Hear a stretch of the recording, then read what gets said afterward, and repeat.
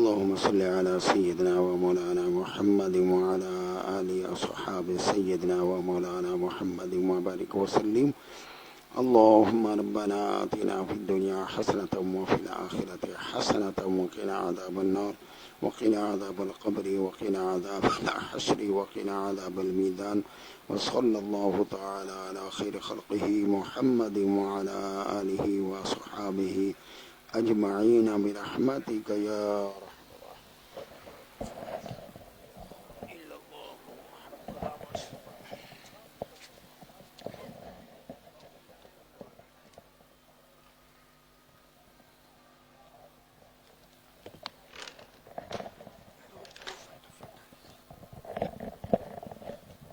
بسم اللہ الرحمن الرحیم والصلاة والسلام علی رسول الکریم.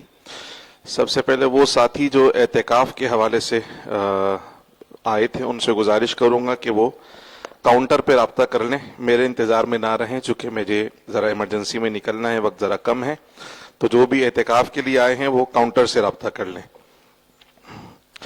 الحمدللہ آج ہم نے نماز تراویح میں 23ویں سپارے کی تلاوت کا شرف حاصل کیا ہے. اس طرح ہمارے 23 سپارے جو ہے وہ الحمدللہ مکمل ہو چکے ہیں، اور تلاوت کو جو آغاز کیا تھا ہم نے وہ سورہ یاسین شریف سے کیا تھا. سورہ یاسین شریف پیارے آقا صلی اللہ تعالی علیہ وسلم کی حدیث مبارکہ ہے کہ ہر شے کا کوئی قلب ہوتا ہے، اس کا دل ہوتا ہے، اور قرآن کا جو دل ہے وہ سورہ یاسین ہے. یعنی انسانی جسم میں جس طرح دل کی اہمیت ہے اور اس کا ایک مرکزی وہ پوائنٹ ہوتا ہے، تو اسی طرح قرآن مجید فرقان حمید کے مضامین کی نوعیت کو دیکھتے ہوئے سورہ یاسین شریف کو قرآن کے قلب کی حیثیت حاصل ہے. اور پھر پیارے آقا صلی اللہ علیہ وسلم نے فرمایا کہ جس نے یاسین شریف پڑھی اور فقط اللہ سبحانہ و تعالیٰ کی رضا کے لیے پڑھی تو اللہ سبحانہ و تعالیٰ اسے 10 قرآن پاک پڑھنے کا ثواب عطا فرمائے گا.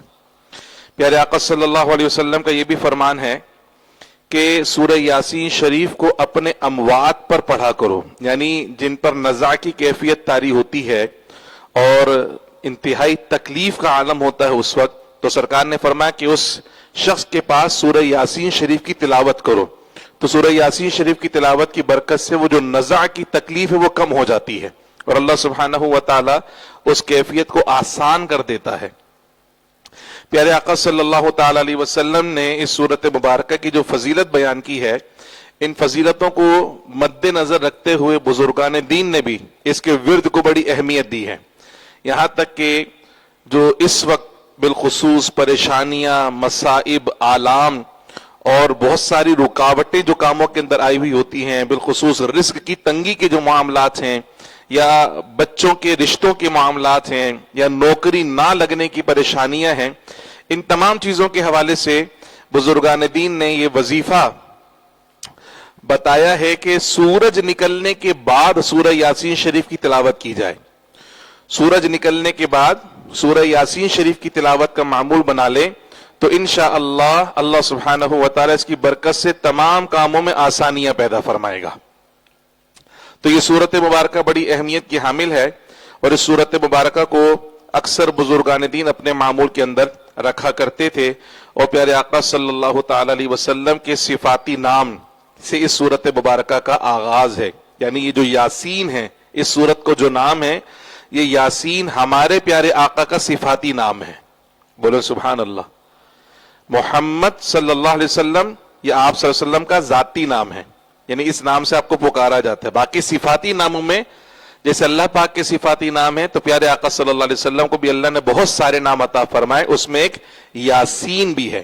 تو اس سورت مبارکہ کا آغاز پیارے آقا صلی اللہ علیہ وسلم کے نام نامی اس میں گرامی سے ہوتا ہے، اور اللہ سبحانہ و تعالی نے اس میں قسم کھا کر ارشاد فرمایا ہے، اے پیارے حبیب صلی اللہ علیہ وسلم، انک لمن المرسلین، بے شک آپ بھی انبیاء کرام کی جماعت میں سے ہیں. جس طرح اللہ نے سیدنا آدم علیہ السلام سے لے کر عیسیٰ علیہ السلام تک پیغمبروں کو اس دنیا کے اندر مبعوث فرمایا ہے، تو آپ بھی اسی مقدس جماعت کے فرد ہیں، اور آپ ان سب کے سردار ہیں، اور آپ صراط مستقیم پر ہیں.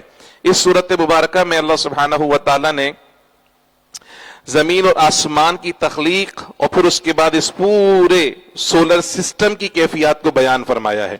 اسی صورت مبارکہ میں اللہ سبحانہ و تعالی نے منافقین کا ایک طرز عمل بیان کیا, کفار کا طرز عمل بیان کیا, اور آج بھی کچھ لوگوں کو ہم اس طرز عمل کا شکار نہ دیکھتے ہیں کہ جب کہا جاتا ہے ان سے کہ بھئی یہ غریب ہے, مسکین ہے, ذرا اس کی کوئی مدد کر دو, ان کے ساتھ کچھ تعاون کر دو, تو لوگ کتراتے ہیں مدد کرتے ہوئے, کہتے ہیں یار یہ تو جب دیکھو مانگتے رہتے ہیں, یا جب دیکھو یہ تو بندہ پریشان ہی رہتا ہے.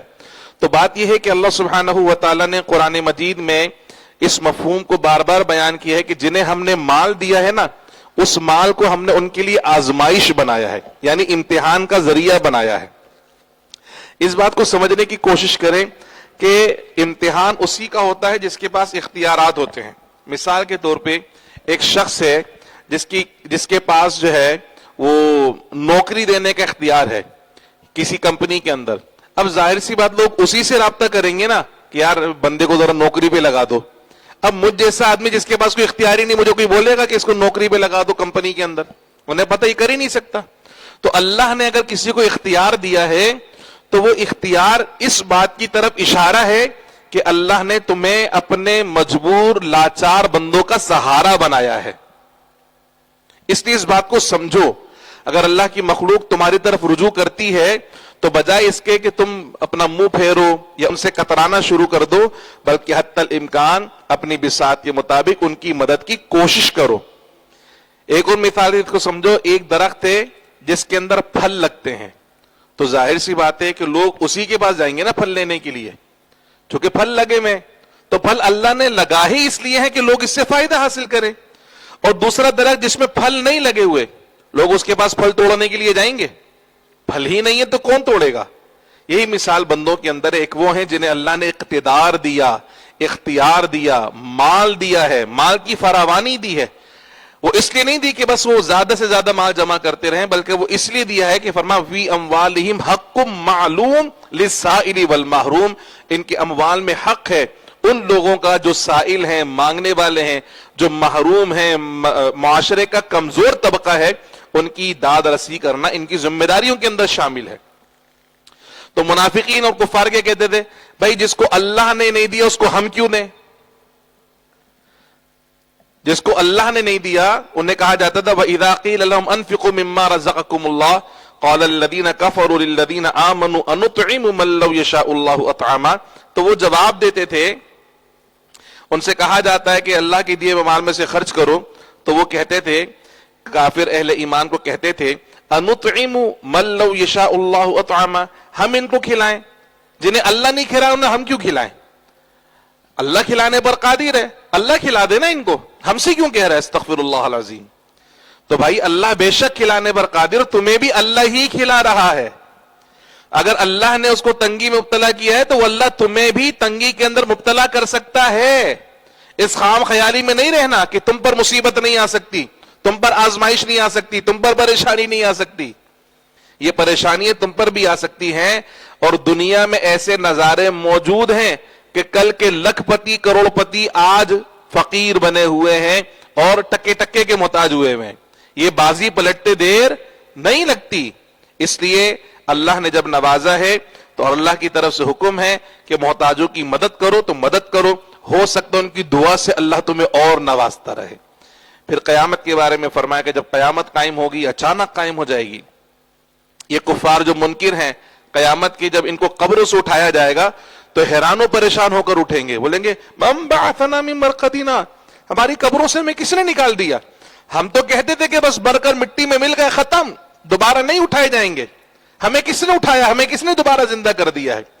تو فرمایا جائے گا ھذا یومکم الذی کنتم توعدون, یہ وہ دن ہے, ھذا ما وعد الرحمن وصدق المرسلون, یہ ہے وہ دن جس کا رحمان نے وعدہ کیا تھا اور اللہ کے رسولوں نے حق فرمایا تھا کہ قیامت قائم ہوگی, تمہیں اٹھایا جائے گا. دیکھو آج ہم نے تمہاری قبروں سے تمہیں اٹھا کر باہر نکال کھڑا کیا ہے. رب کریم فرماتا ہے کہ قیامت کے دن ہم کسی پر ظلم نہیں کریں گے. اگر کسی کو دوزخ کا عذاب دیا جا رہا ہے, اگر کسی کو عذاب کے اندر مبتلا کیا جا رہا ہے, تو وہ ہم نہیں کر رہے, در حقیقت اس کے اپنے کرتوت تھے. یہ اس کے اپنے اعمال کی جزا ہے. ہم نے کسی کو سزا نہیں دی ہے, یہ تو جزا ہے. کس چیز کی؟ اعمال کی. اب جس نے اچھے اعمال کیے تو اس کی جزا اچھی ہے, جس نے برے اعمال کیے اس کی جزا بری ہے. یہ تو جزا ہے. فرما فَالْيَوْمَ لَا تُظْلَمُ نَفْسٌ شَيْئًا, آج کے دن کسی جان پر ظلم نہیں کیا جائے گا. وَلَا تُجْزَوْنَ إِلَّا مَا كُنْتُمْ تَعْمَلُونَ, اور وہی تمہیں بدلہ دیا جائے گا جو تم دنیا میں عمل کرتے تھے. تم اچھے عمل کرو گے تو وہاں اچھی جزا ہے, برے عمل کرو گے تو وہاں پر بری جزا ہے. اللہ اگر کسی کو دوزخ کا عذاب دے گا تو معاذ اللہ یہ ظلم نہیں ہے بلکہ یہ اس کا عدل ہے. دنیا میں اگر کوئی کسی کو قتل کر دے تو ہم کیا امید رکھتے ہیں؟ اس کو کیا ملنی چاہیے؟ زور سے بولو نا. سزا ملنی چاہیے. اور اس کو سزائے موت اگر ہو جائے, اس کو پھانسی پہ لٹکا دیا جائے تو ہم کیا کہیں گے؟ آج انصاف کا بول بالا ہوا, آج مظلوم کو اس کا حق مل گیا ہے. کوئی کہتا ہے جج صاحب, کوئی جج صاحب ظالم ہے, ایک بندے کو سولی پر چڑھوا دیا, یا وہ جلاد جو سولی پر چڑھا تھا اس کو کوئی ظالم بولتا ہے؟ بتائیے نا. نہیں بولتے, بلکہ سب اپریشیٹ کرتے کہ دیکھا وہ جو بیچارہ مظلومن قتل کیا گیا تھا, جس کو مارا گیا تھا, آج اس کو انصاف ملا ہے. جج صاحب نے بڑا اچھا کام کیا, اس کو انصاف دیا ہے. اس جلاد نے بڑا اچھا کام کیا, اس کو سولی پر چڑھا, یہ ظالم تھا. تو جب دنیا میں کسی ظالم کو سزا ملتی ہے تو آپ اپریشیٹ کر رہے ہیں, جب آخرت میں کسی ظالم کو سزا ملے گی تو پھر آپ اللہ کو ظالم کیسے کہہ سکتے ہیں معاذ اللہ, کہ اللہ نے دیکھو دوزخ میں ڈال دی, اللہ نے دوزخ میں ڈال دیا. بھائی حرکت تو آپ نے کی تھی, عمل تو آپ نے کیا تھا, جرم تو آپ نے کیا تھا. اللہ نے تو فقط آپ کے عمل کی جزا دی ہے آپ کو. آپ نیکیاں کرتے وہ آپ کو جنت عطا فرماتا, آپ نے نافرمانیاں کی ہیں تو دوزخ آپ کا مقدر بننے والی ہے. اس لیے اللہ پاک فرماتا ہم کسی پہ ظلم نہیں کر رہے, جو عمل تم نے کیا اس کی جزا دیں گے فقط. اب جو اہل جنت ہیں پھر ان کی شان بیان کی ہے کہ اہل جنت کو اللہ سبحانہ و تعالیٰ کیسے کیسے انعامات عطا فرمائے گا. اور اہل جنت کے لیے سب سے بڑی نعمت جو ہوگی نا, سب سے بڑی نعمت جو اہل جنت کو ملے گی وہ اللہ پاک کا دیدار نصیب ہوگا. سب سے بڑی نعمت ہے اہل جنت کے لیے. باقی ساری نعمتیں اپنی جگہ, جنت کی ہر نعمت لاجواب ہے, شاندار ہے, بے مثال ہے, جس کا کوئی وہم و گمان میں تصور بھی نہیں کر سکتا, اتنی عظیم نعمت ہے. لیکن تمام نعمتوں میں سب سے بڑھ کر نعمت کیا ہے؟ اللہ پاک کا دیدار ہے. فرما سلام قولا من رب الرحیم, اللہ اپنے محبوب بندوں پر سلام بھیجے گا. کیا شان ہوگی اہل جنت کی, رب کریم کہے گا تم پر سلامتی ہو میرے بندوں. پھر فرمایا کہ شیطان کھلا دشمن ہے انسان کا. ہم نے بار بار کہا کہ شیطان کی پیروی نہیں کرنی, یہ تمہیں اللہ کے راستے سے گمراہ کر دے گا. یہ خود تو جہنمی ہے, تمہیں بھی جہنم کی طرف لے کر جائے گا, تمہارا کھلا دشمن ہے. اس کے ساتھ دوستی نہیں کرنی. لیکن فرمایا پھر بھی اکثر نے ہماری بات کو نہیں مانا اور وہ شیطان سے تعلق قائم کر بیٹھے, اور شیطان خود تو گمراہ ہوا, ان کو بھی اللہ کی رحمت سے دور کر دیا. پھر کفار کے لیے فرمایا کہ یہ کفار جس طرح دنیا کے اندر ضد بحث کرتے ہیں تو آخرت میں بھی ضد بحث کر رہے ہوں گے کہ نہیں ہم نے یہ نہیں کیا, ہم نے وہ نہیں کیا, فلانا نے کیا, ڈھمکانا نہیں کیا. اللہ پاک فرماتا ہے الیوم نختم علی افواہہم, آج ہم تمہارے منہ پہ مہر لگا دیں گے. بندہ بولتا منہ سے ہے نا, کہ منہ کو ہم لگا دیں گے مہر. الیوم نختم علی افواہہم وتکلمنا ایدیہم وتشہد ارجلہم, آج تمہارے ہاتھ ہم سے باتیں کریں گے اور تمہاری ٹانگیں تمہارے خلاف گواہیاں دیں گی. تم زبان سے تو جھٹلا سکتے ہو کہ میں نے نہیں کیا, لیکن جب ایویڈنس موجود ہو, جب گواہان موجود اور ثبوت موجود ہے تو انکار کر سکتا ہے کوئی؟ بولو تمہارے خلاف سارے ثبوت موجود ہیں, سارے گواہ موجود ہیں, تو قیامت والے دن ہمارے خلاف دستاویزی ثبوت بھی موجود ہوگا. جو ہمارا نام اعمال ہے, جو فرشتے لکھ رہے ہیں, اس کے اندر بھی بندہ کافر کہے گا یہ تو فرشتوں نے لکھا ہے, انہوں نے غلط بیانی کی ہے معاذ اللہ. تو اللہ پاک فرمائے گا ٹھیک ہے, اگر یہ والے تمہیں ثبوت نہیں چاہیے تو اب ہم سلطانی گواہ پیش کرتے ہیں. اور سلطانی گواہ وہ ہے جو تمہارے ہی اندر سے ہے, جو تمہارے ہی جسم کا حصہ ہے, جس کو بنیاد بنا کر تم نے یہ سارے گناہ کیے تھے, نافرمانی کے کام کیے تھے, جن کو تم نے اپنا ساتھی سمجھا تھا, آج وہ تمہارے خلاف گواہیاں دینے کے لیے تیار ہیں. اب دیکھو نا, ہم جتنے گناہ کے کام کرتے ہیں اس میں سب سے پہلی چیز کیا ہے؟ ہم گناہ کی طرف جاتے ہیں، گناہ کے کام کی طرف، تو ٹانگوں کے ذریعے جاتے ہیں. جہاں جہاں ہم جاتے ہیں یہ ہمیں پتا ہے، ہم سمجھتے صرف ہمیں پتا ہے، صرف ہمیں نہیں پتا، ہماری ٹانگوں کو بھی پتا کہ ہم کہاں کہاں پر جا رہے ہیں ٹانگوں کے ساتھ. اور پھر اس کے بعد وہاں جو کچھ ہم گناہ کرتے ہیں اپنے ہاتھوں کو استعمال کرتے ہیں. جھوٹے ڈاکومنٹس پہ سگنیچر کر رہے ہیں، جعلی کاغذات بنائے جا رہے ہیں، جعلی نوٹ چھاپے جا رہے ہیں، چیزوں میں ملاوٹ کی جا رہی ہے، اور پتہ نہیں کیا کچھ ہم کر رہے ہیں. تو اس میں زیادہ تر پاؤں اور ہاتھ ہی ہمارے ملوث ہوتے ہیں سارے کام کرنے کے اندر.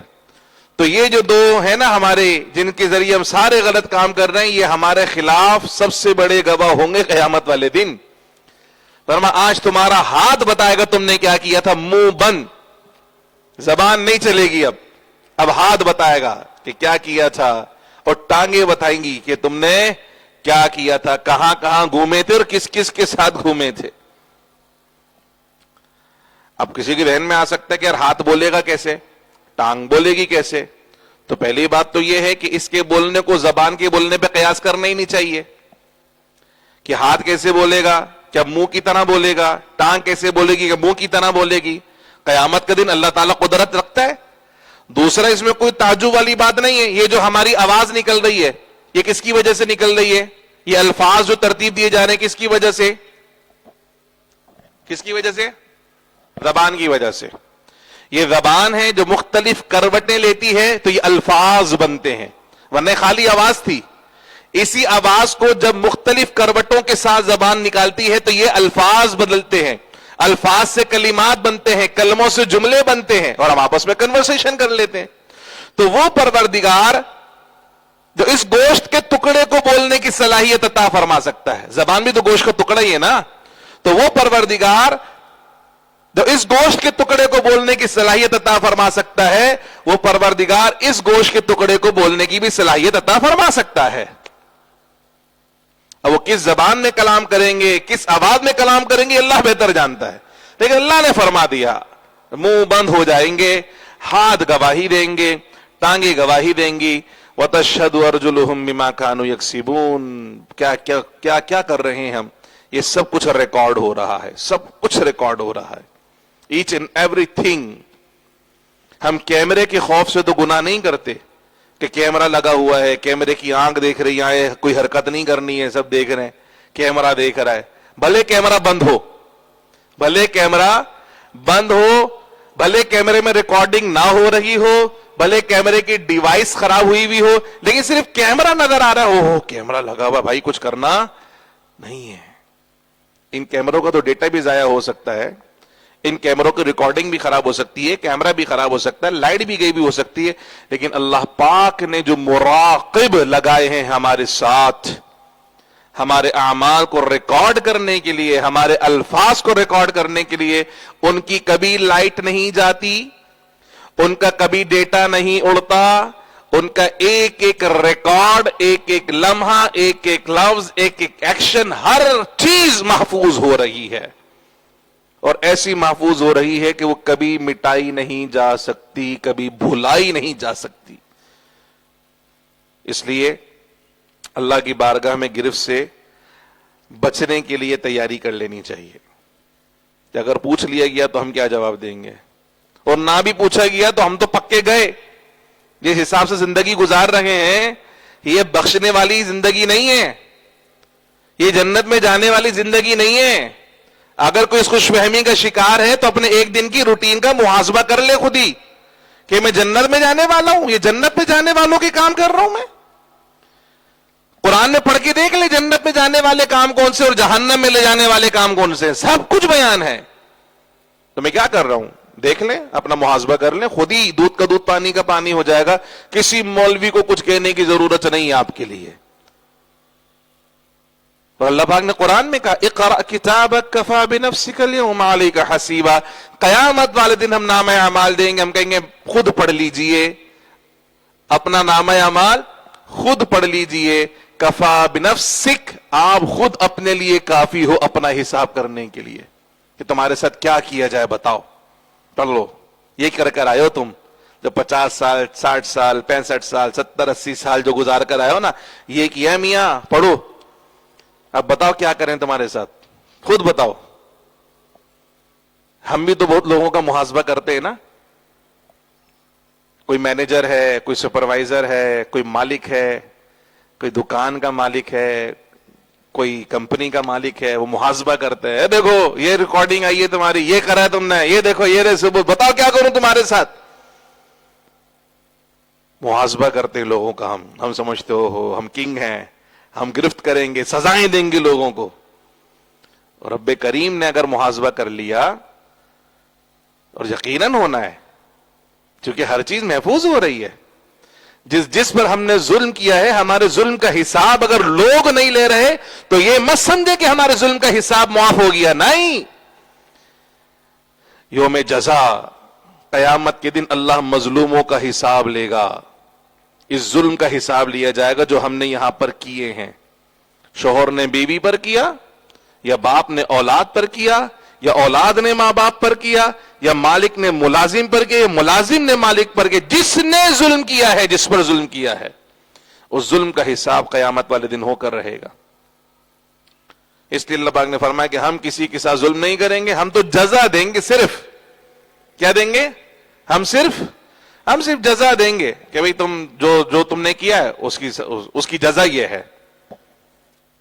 پھر اللہ پاک نے کفار جو ہیں ان کے طرز عمل کو بیان کیا کہ یہ حیرت کرتے ہیں کہ ہم دوبارہ اٹھائے جائیں گے، کیسے اٹھائے جائیں گے.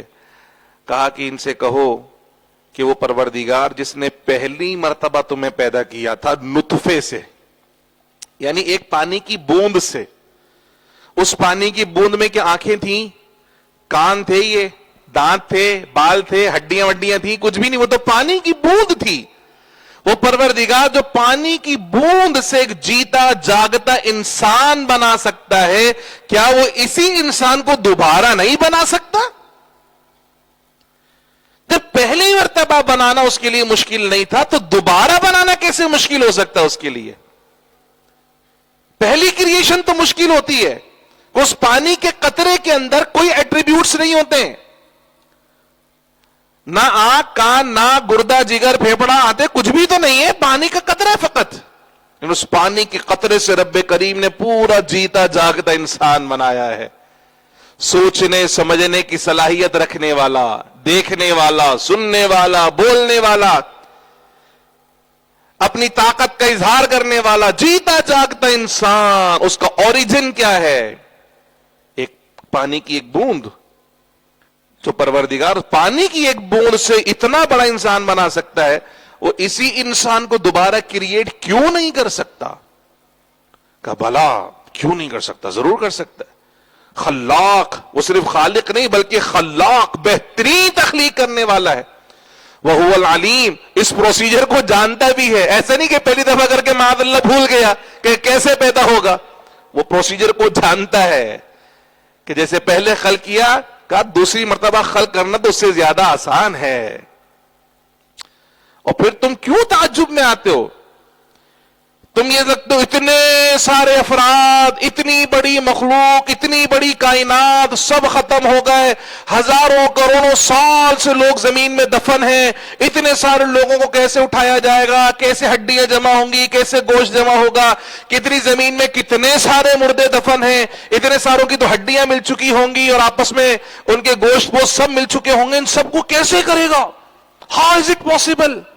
اتنی بڑی کائنات اور اتنی ساری مخلوقات کو زندہ کرنا، کتنا لمبا ٹائم لگے گا اس کے اندر، اور کتنے سارے فرشتے لگیں گے اس کام کے اندر.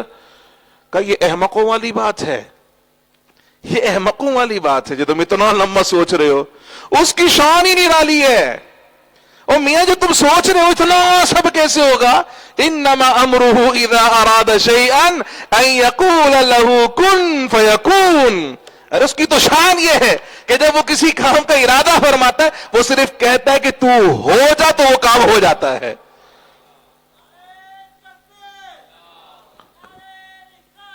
یا رسول اللہ صلی اللہ یا علی. تم کس خیال کے اندر ہو کہ اتنے سارے لوگ کیسے زندہ ہوں گے، کیسے ہڈیاں جڑیں گی، کیسے انگلیاں بنیں گی، کیسے کھال چڑھے گی، کیسے گوشت آئے گا، کیسے آنکھیں لگیں گی، کیسے بال لگے گا، اور کس کی ہڈی کسی اور کے اندر جڑ گئی تو کیا ہو جائے گا؟ یہ ساری احمقوں والی باتیں کا اس کی تو شان ہی نرالی ہے. یہ تو انسانوں کے تام جھام میں جو تم نے لگائے ہیں، یہ تو اسباب کے ماتحت زندگی گزارنے والوں کی پریشانیاں ہیں. وہ اسباب کے ماتحت کام کرنے والا نہیں ہے، وہ تو خالق الاسباب ہے، مسبب الاسباب ہے. اسباب اس کے ماتحت ہیں، اس کی شان ہی نرالی ہے. وہ تو خود کسی کام کے حوالے سے کوئی زحمت فرماتا ہی نہیں ہے. اس کی تو شان یہ ہے کہ وہ اس کام سے کہتا ہے کہ تو ہو جا فیکون. تو رب کریم کا جب حکم ہوتا ہے تو وہ کام کیسے ہوگا؟ انسان کی سوچ اور سمجھ سے ساری چیزیں بالا چلے. فسبحان الذی بیدہ ملکوت. پاک ہے وہ پروردگار جس کے قبضے قدرت میں ساری بادشاہت، سارا اختیار، سارا اقتدار صرف رب کریم کا ہے. وَإِلَيْهِ تُرْجَعُونَ. اور ہم سب نے اسی کی طرف لوٹ کر جانا ہے. جب اسی کی طرف لوٹ کر جانا ہے تو اسے ناراض نہ کرو، اسے ناراض نہ کرو. تو بندے کو پتا ہوتا ہے نا میں نے گھر لوٹ کر جانا ہے، تو گھر والوں کو ناراض نہیں کرتا. وہ اگر ناراض ہوئی بھی جائے نا، منانے کی کوشش کرتا ہے، بولے یار واپسی کہاں جانا ہے؟ واپسی گھر جانا ہے. اس بات کو بالخصوص شادی شدہ مرد سمجھیں گے کہ اگر گھر والوں کو ناراض کر دیے تو ٹینشن ہوتی ہے. گھر جاؤں گا تو بیگم نے ذرا آنا، مجھے بات کرنی ہے آپ سے. ذرا پورا دن ٹینشن میں گزرتا، پتہ نہیں کیا کر دیا میں نے، پتہ نہیں کیا کر دیا میں نے، پتہ نہیں کیا کر دیا. کیونکہ لوٹ کے کہاں جانا ہے؟ گھر ہی جانا ہے. لوٹ کے کہیں اور تھوڑی جا سکتا، جانا ہی گھر لوٹ کے. تو گھر والوں کو ناراض دیکھا، سارے ہنس رہے مرد، سارے ان کو سمجھ میں آ رہی ہے بات. جب لوٹ کے گھر جانا ہے تو گھر والوں کو ناراض. یار صبح سے شام جانے والی بات، بیگم تو راضی بھی ہو جائے گی، اس کو کچھ بھی جھوٹ بول کے منا لو گے. اللہ کو کیسے مناؤ گے؟ اللہ کو کیسے مناؤ گے؟ اللہ سے تو کچھ بھی پوشیدہ نہیں ہے نا، اللہ سے تو کچھ بھی چھپا ہوا نہیں ہے نا، اللہ سے تو جھوٹ بھی نہیں بول سکتے. اللہ کو کیسے مناؤ گے؟ جب لوٹ کر جانا ہی اس کے پاس ہے تو اسے ناراض کیوں کرو؟ پھر اس کی سوا ہمارا ہے کون؟ وہی تو ہمارا خالق ہے، اسی نے تو ہمیں پیدا کیا ہے. یہ پوری زندگی اور اس دنیا کی ساری نعمتیں اسی نے تو ہمیں دی ہیں نا. تو پھر اس کو کیوں ناراض کریں ہم؟ کیوں اس کی نافرمانی کریں جب وہ اتنا کرم فرما رہا ہے، اتنا کرم فرما رہا ہے، اتنا کرم فرما رہا ہے کہ ہم اس کے کرم کا اندازہ ہی نہیں لگا سکتے. ایک ایک لمحہ اور ایک ایک سانس ہماری اس کے کرم کی محتاج ہے. جب وہ اتنا کریم ہے تو ہم کیوں ناراض کریں اسے؟ سوچیں اس بات پر کہ ہم نے کہاں لوٹ کر جانا ہے. بار بار اللہ پاک نے فرمایا کہ تم نے لوٹ کر میرے ہی پاس آنا ہے، لوٹ کر میرے ہی پاس آنا ہے، لوٹ کر میرے ہی پاس آنا ہے. کاش ہم اپنے رب سے ملاقات کے مشتاق ہو جائیں. کیا ہو جائیں؟ یعنی ہمیں اللہ سے ملاقات کا شوق پیدا ہو جائے. بولے آمین. کاش ہمیں اللہ سے ملاقات کا شوق پیدا ہو جائے. جب اللہ سے ملاقات کا شوق پیدا ہو گیا نا، اے ہائے ہائے ہائے، پھر تیاری ہوتی ہے. یعنی جب محبوب سے ملاقات ہوتی ہے تو بندہ کیا کرتا ہے؟ تیاری کرتا ہے. اپنے محبوب کے پسند کے کپڑے پہنتا ہے، اس کی پسند کی خوشبو لگاتا ہے، اس کی پسند کا تحفہ لیتا ہے. جیسے اس کو پسند ہے ویسے بال بناتا ہے، ویسے بال کٹواتا ہے. ایک ایک چیز. کیوں؟ ملاقات کا مشتاق ہوتا ہے اپنے محبوب سے. تو دنیا کے کسی محبوب سے ملاقات کا مشتاق ہو تو اپنے محبوب کی مرضی کی تیاری کرتا ہے کہ میں کس سے ملنے جا رہا ہوں؟ اپنے. تو جب رب سے ملنے کا مشتاق ہو جائے گا بندہ، اللہ سے ملاقات کا اشتیاق پیدا ہو جائے گا، تو پھر تیاری کیسی ہوگی؟ جیسی اللہ کو پسند ہے. پھر میرا لباس بھی ویسا ہوگا جیسے اللہ کو، چونکہ مجھے اللہ سے ملنے جانا ہے. میری گفتار بھی ایسی ہوگی جیسے اللہ کو پسند ہے. میرے اعمال، چونکہ تحفہ میں اعمال کا لے کے جا سکتا ہوں، وہ تو بے نیاز ہے، اسے تو کسی چیز کی حاجت نہیں ہے. تو پھر وہ اعمال بھی میں جمع کروں گا جو میرے اللہ کو پسند ہے. کاش ہم اللہ سے ملاقات کے مشتاق ہو جائیں، ہمیں اللہ سے ملنے کا شوق پیدا ہو جائے. یقین جانیے ہماری زندگی میں انقلاب آ جائے گا. حسبی ربی جل اللہ ما فی قلبی نور محمد صلی اللہ لا الہ الا اللہ لا الہ الا اللہ لا الہ الا اللہ لا الہ الا اللہ لا الہ الا اللہ لا الہ الا اللہ لا الہ الا اللہ لا الہ الا اللہ محمد رسول اللہ صلی اللہ علیہ وسلم. آمین. الحمدللہ رب العالمین والصلاة والسلام علی رسول کریم. اللہم ربنا تقبل منا انکا انت السمیع العلیم وتب علينا يا مولانا إنك أنت التواب الرحيم. وصلى الله تعالى على خير خلق سيدنا مولانا محمد وعلى آله وصحبه أجمعين برحمتك يا أرحم الراحمين.